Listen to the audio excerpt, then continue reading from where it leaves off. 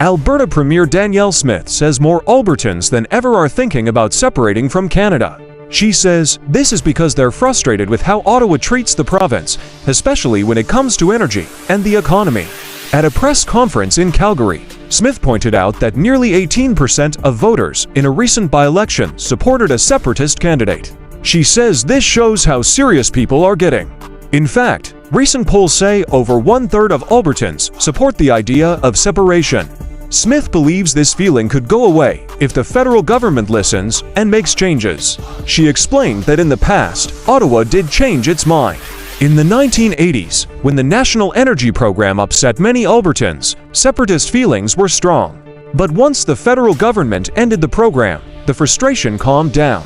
Smith thinks that can happen again if Prime Minister Mark Carney removes certain laws and policies, like limits on oil and gas and the clean energy rules. Even though a separatist party did well in the recent vote, the United Conservative Party still won the seat. Smith says that's proof Albertans want her to work with Ottawa, not just fight.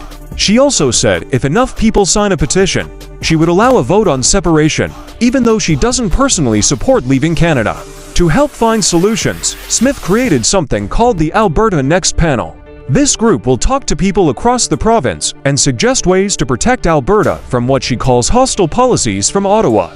Still, Smith says she hasn't seen any real change yet.